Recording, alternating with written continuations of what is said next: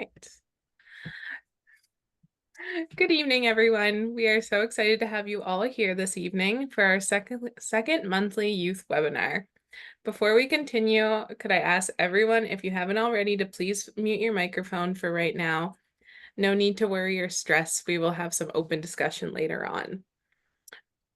For those who don't know me, my name is Waverly Gadet, and I'm the communications coordinator here at KMK. A little bit about me is I came on to KMK as a student and I've been here ever since. For about 4 years now. I've worked on many files, but primarily work on youth and right now justice. I'm also from Glooscap First Nation. I want to welcome and thank all the youth for joining us this evening. These webinars are solely for you and based on the youth's interests. Throughout this journey, we will dive into our different departments here at KMK, along with other subjects we heard youth are interested in. This journey will be filled with learning, fun, and opportunities for you as a youth. In saying that, our subject for this evening is oceans. This leads me to introduce our speaker for this evening, Beck Brochure, the Marine Protected Areas Coordinator here at KMK. So I'll pass it along to Beck to introduce herself and start this discussion.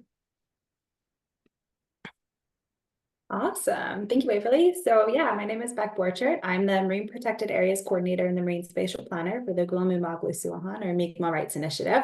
I'm still learning a little bit of Mi'kmaq, so I'm going to be using some throughout the presentation, and I'm happy to take any corrections as I go. If you guys will just give me a minute, I'm going to figure out how to share my screen, which is the hardest part of my job. And it looks like I've got it here. Wave, you could just give me a thumbs up if it looks right to you. Perfect.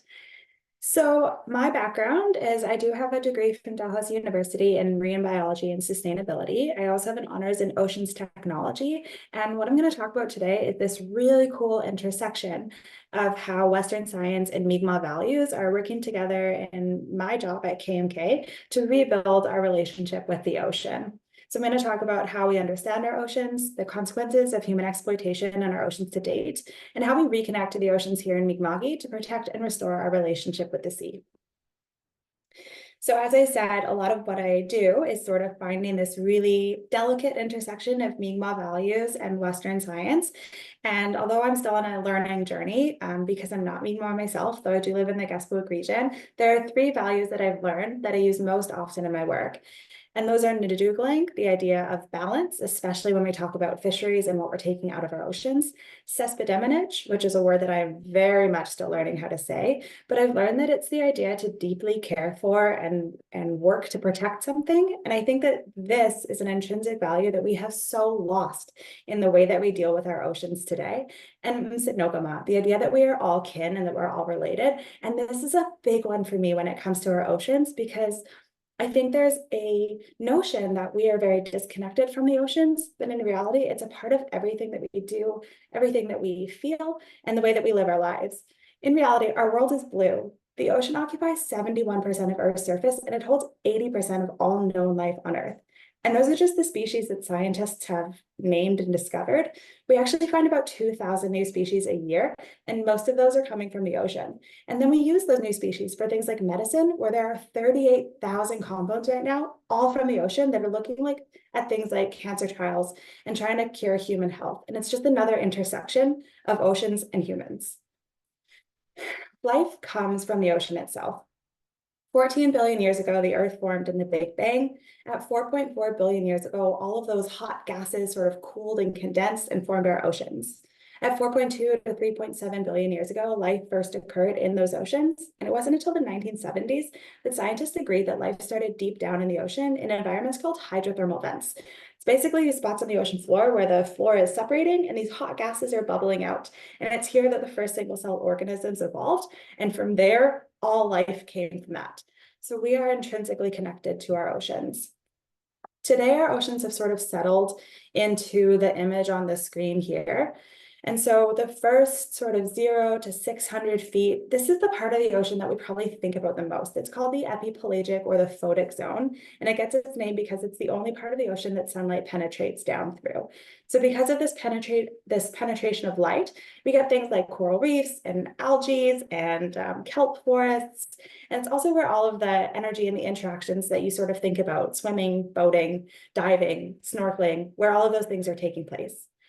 This little bit of the ocean itself is only the top 2%, but it accounts for 90% of all life on Earth. And the photosynthesis here by marine plants, the photosynthesis being the process of taking in energy from the sun and then putting out oxygen.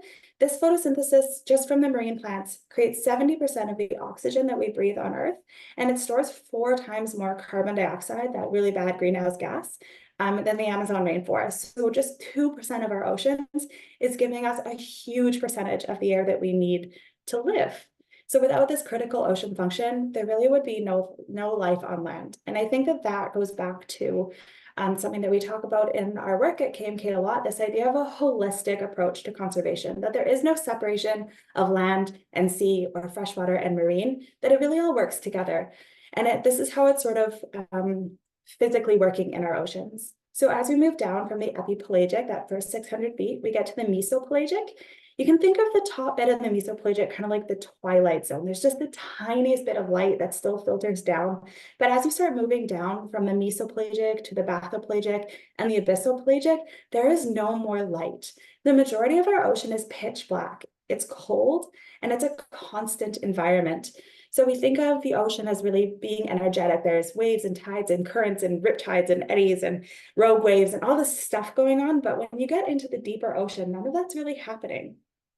We have currents in the deep ocean, but because the water is so cold and there's so much pressure, those currents move really, really slowly. And this constant environment has led to an amazing amount of life that has evolved to live here. And as you move even further down past the abyssopelagic, you get to the very deepest parts of the ocean. This is called the hadopelagic. Hadal comes from the Greek for Hades, which literally means the hell zone, which I think is a little unfair of a name, but you get what you get. So this hadopelagic, this holds the deepest part of the ocean. The very deepest point is called the Challenger Deep. It's in the Marianas Trench and it's 36,000 feet down. And if you're like me and I say 36,000 feet and that means absolutely nothing in your head, you can think of it in terms of how big Mount Everest is. Everest is 28,000 feet tall. And so if you were to flip Everest, it still wouldn't be as deep as our oceans. So there's an amazing amount of water and life in this water. And even though you think that it might be too dark, too cold, and too constant down here for any life to evolve, there's an amazing amount of diversity. I think a lot of people know the anglerfish. Everyone thinks they're like the ugliest fish, but I think they're pretty cute. They've got the little ball here that glows with bioluminescence and they use it to attract prey. There's also this guy, a goblin shark. For a long time, this was my favorite animal in the world simply because it's got a bit of a shock factor. The goblin shark will actually eject his jaw to catch his prey and then bring it back into his mouth, which is pretty wild. But there's also a lot of beautiful animals that live deep down in the dark oceans. And because everything is so constant here, you can think of the animals moving in 360 degrees around you, and they all have light through bioluminescence or chemical luminescence. They've got different sizes, shapes, and body plans, and the diversity here is truly beautiful. Unfortunately, even our deepest parts of the ocean are not immune to the effects of human civilization. And in the Challenger Deep now, so 36,000 feet down, there's evidence of human garbage. There are plastic bags and Heineken beer bottles sitting on the bottom of the ocean floor with animals that haven't even yet been discovered. And it's pretty depressing. If we were to put it into perspective, it takes about 2 months for an apple core to decompose, about 10 years for a cigarette butt to decompose. Your plastics, like your plastic shopping bags, your plastic bottles, the 6-pack rings on like pop bottles, takes 450 years to decompose. About 500 years for every disposable diaper, 600 years for some of our fishing lines, 2,000 years for car tires. And then there's some things like styrofoam, which can't be recycled, as well as glass and aluminum foil that never ever decompose at all. They just keep breaking down and getting smaller. Today, the equivalent of 1 garbage truck of plastic is dumped into our oceans every single minute. So there's an estimated 150 million tons of plastic floating around in our oceans today. And like I said, these plastics break down over that 450 years into ever smaller bits of plastic, and these are called microplastics. And then these microplastics are eaten by little fish and subsequently larger fish, and they're then bioaccumulated in marine life. So this bioaccumulation happens because the plastics live longer than the fish, so they're not being broken down in the stomachs. And so if you eat just one little piece of plastic in every fish you eat, but you're eating, 8 fish a day every day of your life, then all that plastic is bioaccumulating. And the number of microplastics in our fish and in our oceans now outnumber the number of stars in the Milky Way galaxy by over 500 times. So when you look up into the night sky and you think, wow, there's a lot of stars, there's 500 more times microplastics in our oceans. And that ends up in our bodies because, again, we are linked to the oceans. I think that for us here in Nova Scotia, it's easy to look at the ocean and not really to see some of the damage that we're doing. But this is a news article that came out in 2015 of a sperm whale that washed up after swallowing 150 kilograms of fishing gear. And it wasn't alone. There are other articles where more than 330 pounds of garbage are found in the stomach of a whale that died. They called it a slow and painful death here in Nova Scotia. And the reason they call it slow and painful is really because whales are incredibly intelligent. They're sentient, so they're smart, they feel, they think. And what's happening is that their stomachs are filling with plastics. So the whales think that they're full because they're physically full, but it's not giving them any nutrients. And so they do starve to death. And it is really sad because they're smart enough to understand and to feel that pain and that fear. And it's something that we need to think about when we make decisions, I think, in our day-to-day lives. For me, that kind of decision making didn't really start until this day, March 17th, 2015. This article reads that a pygmy sperm whale died in Halifax Harbor after eating plastic, and that biology students helped with a necropsy. So I did say that I was a Dal grad for marine bio, and I was one of the students that got to do this necropsy. So this one hits a bit close to home for me. I remember this day, we were so excited. We had been dissecting grocery store fish and like starfish that we found on the shorelines and little squids. And this was the first time that I was going to get my hands on a marine mammal. I was really excited to see and to feel and to interact and to have a little bit more of a connection with some of the animals that I was going to work so hard for the rest of my life to protect.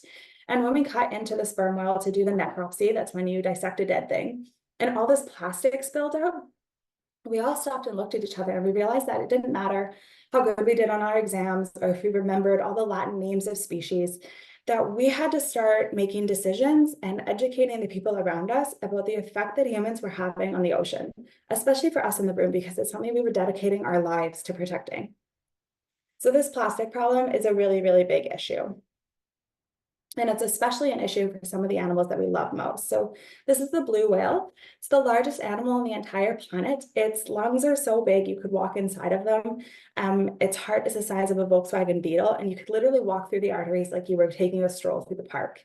It's a baleen whale. So instead of having teeth that you think of when you see the toothy grin on like a dolphin or an orca or a sperm whale, it's got these baleen plates that hang from the upper to the lower jaw. They act as like a filter. So some of the biggest animals in the world, like the blue whale, eat some of the smallest fish that have to be filtered through these baleen plates. And our whales fertilize our oceans. So when they're up in the photic zone, that top 2% of the water there, and they poop, that poop fertilizes all of those little plants, which then take in the bad carbon dioxide and release the oxygen that you breathe. So they're really important to the ecosystem, but they're also important at the end of their lives, because when a whale dies, its body sinks all the way down to the deepest parts of the ocean, and it becomes an incredibly important food source. So not only do we as humans connect whales because they're beautiful, majestic, charismatic, they're sentient, but they're also really important to the ecosystem. And recent studies have shown that cetaceans, so whales, dolphins, porpoises, they have really complex social structures that are similar to human culture. And the more I learn about Mi'kmaq culture, the more I think about some of these creatures that have been on our planet for so much longer than we have. I think two really cool examples that of whale culture is the sperm whale. Sperm whales are known to have a matriarchal society. So they have incredibly intense pods, and it's the matriarchy that leads it. So when the mom has to dive down to feed her calves, they're the deepest diving whales in the world. She'll dive all the way down to get food, and she'll leave her calf at the surface with the other women in the pod. We're talking great grandmas, aunts, sisters, cousins. And when she comes back up, she not only feeds her calf, but all of the animals that babysit for her as well. So they have really amazing culture within the sperm whale population. And the next example of social structure that I want to share is the humpback whale. We know a lot about the humpback whale song only because they sing at a decibel that the human ears can hear. So it's just easier for us to interact with the song. But we now know that the humpback whale song is an oral culture that the mom sings to their calves to teach them what to do, what not to do, where to go, how to live in the oceans. And different pods of humpback whales sing different songs because they need to know different things in different parts of the ocean. And when they meet, they'll sing each other their song. And about every 7 years, the whales learn so much that the song changes over entirely. So these whales are globally endangered. And that's because there was a sort of 20th century idea that we could take as much as we wanted from the ocean. And a lot of what we were taking were whales. The right whale, like the North Atlantic right whale, which is critically endangered in our region, got its name right whale for being the right whale to kill because they were slow moving, they stayed at the ocean, and they had a lot of oil. So they were an easy target. When we started to realize that whale populations were so low that they weren't going to recover, we came together in the International Whaling Commission in 1946, and we pretty much put a stop or a global moratorium on the industrial fishing of whales. And today there are only 3 countries that still whale. So whales are a really good example of what humans can do when we care about something and we want to protect it. And so when you talk about what's happening here in Nova Scotia or Mi'kma'ki to protect our oceans, I want to talk about marine protected areas. Marine protected areas can be really effective in restoring healthy oceans and replenishing fisheries, but only when they're done right. And in order to do them right, they need to have strong levels of protection. So it's not enough to legalize a marine protected area, but then still allow a lot of stuff to happen in it. They have to be enforceable. You can't put in an MPA and then let people do whatever they want anyways. And that can be really hard, especially when you're far away from the shoreline. There's not exactly like police driving by or communities that can keep an eye on what's happening. So they have to be enforceable. They have to be old because it's not immediate, the response to protecting an area of the ocean. It takes generations for the fish stocks to start to recover and the habitat to recover. They have to be big enough. So you have to think about how much of your space you want to protect versus how much you want to use. And there has to be connectivity, which I think is an idea that we can all really relate to. Because we talk about holistic conservation a lot, and that's true for marine protected areas as well. There has to be a connected amount of areas that the fish can move in and out of because fish don't stay still. So protecting one little swath of ocean isn't enough if they're going to be moving in and out. And so you want it to be an area where they can swim into and be safe and then swim out of, and maybe you can get some fish out of that, some economic benefit, and then have another safe place to go along their journey. And so if all 5 of these criteria for a marine protected area are met, then we get the idea of spillover effects, which then outweigh the costs of not fishing in those areas. And so spillover is this idea that if you do all these things right in your marine protected area, the fish stocks get a chance to grow, they get a chance to reproduce, and then all of that extra stock spills outside of your MPA and you can fish it. And so we now know that if we do MPAs right, there is an economic benefit and a ecological benefit. So MPAs really do work. If we're talking about how much of our oceans we should protect, the sort of scientific answer is between 50 to 80% of the ocean in your region should be protected in order to restore healthy oceans and rebuild our fisheries.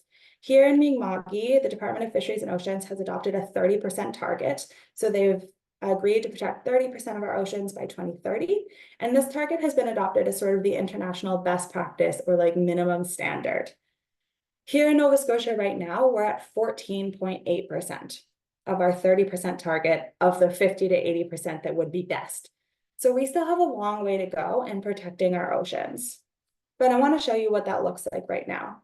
This is the draft conservation network for the Scotian Shelf Bay of Fundy bioregion, which is where we live in Mi'kma'ki. This is what DFO calls this area of ocean.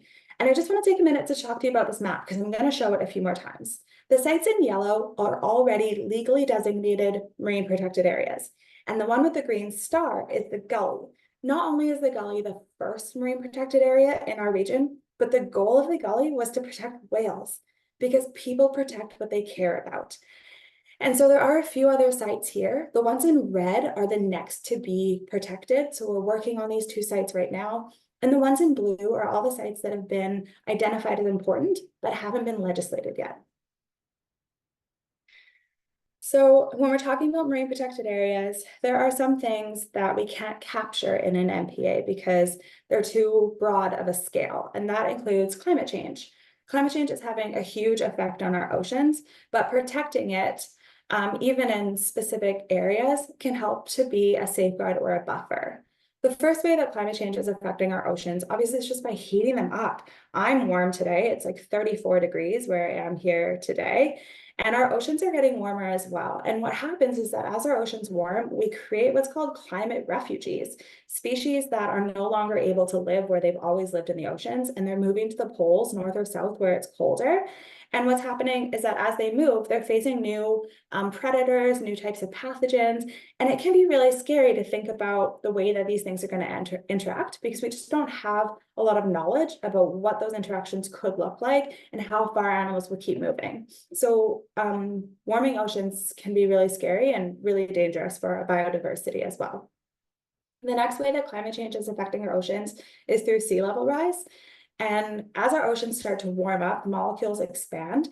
It's also melting our polar ice caps. So if you think about those bright white ice caps, that snow and ice reflects the light. As they melt, you're seeing more blue, which absorbs more heat and more light. And then that speeds up the warming process, melting even more ice.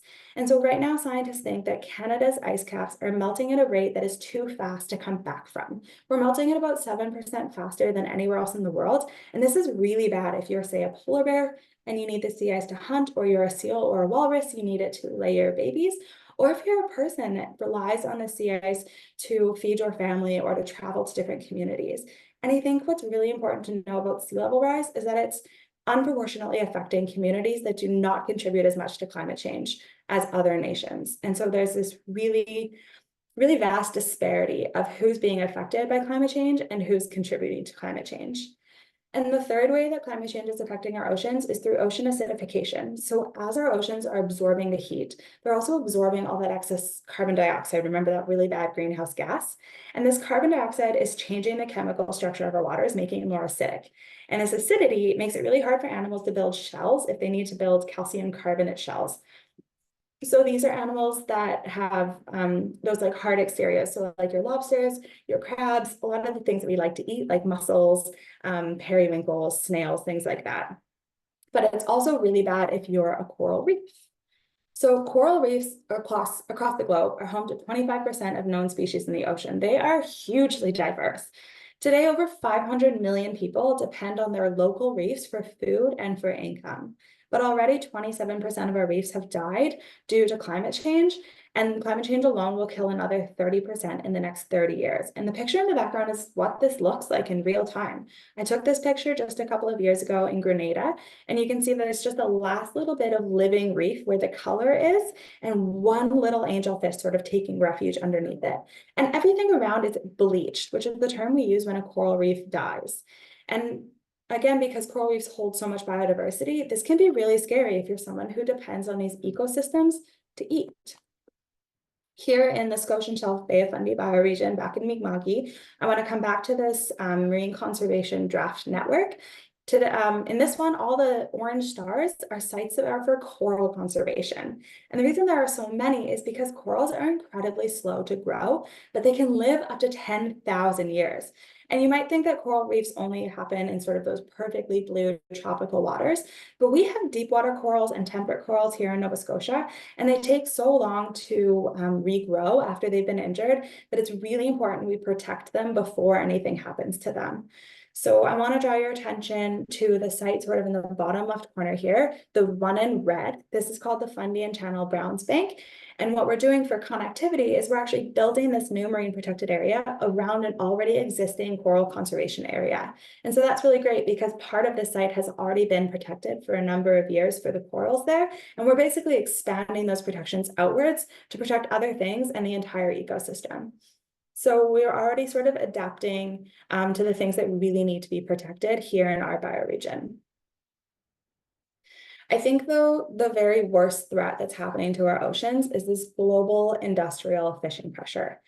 And I know that fishing is so important here in Mi'kma'ki. It's important to Nova Scotia's economic value. And so I want to be clear that I'm not talking about things like FSC or moderate livelihood. I'm not talking about the folks that go out and catch some lobsters to make their living. This global industrial fishing pressure is happening behind the scenes, and no one wants to talk about it. Post World War II, some of these really big powerhouse nations like England and France, Germany, Spain, Portugal, it wasn't cool anymore to go colonize new areas, and everyone was really poor from the war. And so instead of focusing on taking from the land, they focused on taking from the ocean. And there's no better example of what this looks like than right here in our backyard with the story of Newfoundland cod. In the 1950s, there was this huge international pressure to come be a part of the cod fishery. So these boats from all those nations I mentioned were coming to Newfoundland, and they could make it because in the 50s, we went through this rapid industrialization. So all of a sudden, our sailboats went to steam. People could go further and stay longer. We invented refrigeration. So once you caught your fish, you didn't have to hightail it right back to your country of origin because you could put in the fridge. And at the end of the sort of industrialization of fishing, we came out with these factory fishers, which basically can catch the fish, process it, and package it all on board the boat. And by the time that fish gets to the grocery store, you have no way of knowing how it was caught, where it was caught, or even really what it is, because it's all happening out on our oceans. By the 1970s, the inshore fishing fleet, so your local Newfoundlanders, your Mi'kmaq, they were starting to sound alarm bells. They were trying to tell Department of Fisheries and Oceans that their catch per unit of effort, or their CPUE, which is how we measure fish stocks, was getting smaller. So the fish they were catching were smaller, and they were having to work harder to catch smaller fish. It wasn't great. But no one was willing to listen to them because at the time, Department of Fisheries and Oceans was taking their data, their catch per unit effort, their CPUE, from these big industrial fleets. And these fleets weren't having any trouble catching every single cod. By the 1990s, though, that sort of caught up with them. And all of a sudden, Department of Fisheries and Oceans realized that there really was a problem with Newfoundland cod. And by 1992, they put the global moratorium on fishing of Newfoundland cod in place. This moratorium was supposed to last 2 years, but I was born the same year, and the moratorium is still in place. And not only is it still in place, but our cod stocks have not recovered. And it's made profound changes to our ecosystem, and the balance that was there has not been restored since we've depleted this cod population. And I also just want to share that this story of Newfoundland cod obviously hits close to home for so many of us. We've heard about the effects of the codfish collapse, but it's happening and it's playing out all over the world right now. And we're just letting the same thing happen over and over again. So I think it's really time to shine a light on what our fisheries look like. Today, 1/3 of the world's assessed fisheries are pushed beyond their biological limits and are heading for collapse. The background picture here is tuna, and you can see just how many fish we're taking. This is just one market. And the tuna is pictured next to the cod, which we already talked about. Tuna's in the top center photo here. 5 of 7 species of tuna are critically endangered, but nobody wants to stop fishing them because it's a $42 billion a year industry. Who says no to $42 billion a year? On the top right is a whale shark. The whale shark is the largest fish in the ocean. So the blue whale is the largest animal ever. The whale shark is the largest fish. Whale sharks are one of 500 species of shark. And today, of the 500 species, 397 of those species are critically endangered. And there's almost not a single commercial fishery today that doesn't accidentally catch sharks as bycatch, so that accidental catch. And some fisheries actually catch more sharks than their target species because those target species are decreasing so quickly.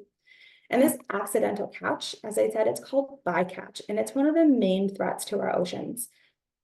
So I know that this slide gets me. I find it quite emotional to look at. I think it's really quite sad the way that we treat the sentient animals in our oceans, but I just want to touch on each one. The top left is a leatherback sea turtle. They're the largest sea turtle of all 7 species, but they breathe air. And when they get caught in these fishing nets, which are discarded at sea, it's called ghost gear, and then it's called ghost fishing when they catch stuff that's not actually being hauled up for us. When the sea turtles get caught in these nets, it becomes too heavy for them to get back up to the surface to breathe, and they drown. On the top right is a critically endangered hammerhead shark caught in a long line. Today, the amount of long line gear that's left in our ocean could go around the Earth 18 times. There is so much fishing gear in our waters. On the bottom left here is a seabird. Naturally, there are systems where seabirds would have been able to benefit. So a lot of our top predators like sharks, tunas, and whales, they feed from underneath, driving the fish stocks up to the surface, and the birds would just dive down and have an easy lunch. But today, it's not these natural fish stocks driving our fish up, it's nets pulling the fish to the surface. And so when the birds dive down, they get caught in the nets and they drown.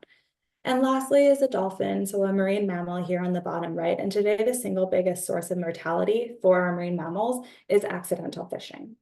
We are taking so much life out of our oceans, and we're not even using it, talking about it. And in so many cases, we don't even know that it's happening. To come back to what we're doing about it here in Mi'kma'ki, in the Scotian Shelf Bay of Fundy bioregion, all the sites on the map this time with blue stars are to protect fish and fish habitat. And you can see that there are way more sites for fish stocks than for anything else, because Nova Scotia identifies itself by its fisheries. And so if you remember, I was talking about that site in red, the next one to be designated, it's called the Fundy and Channel Browns Bank.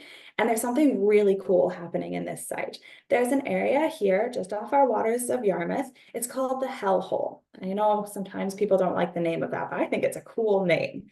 And this area, it's a really unique spot. There's all of these different currents and upwellings, which bring tons of nutrients from the bottom. And it's a really important feeding ground. There are tons of big predatory species like tunas and sharks and whales that come to use this area.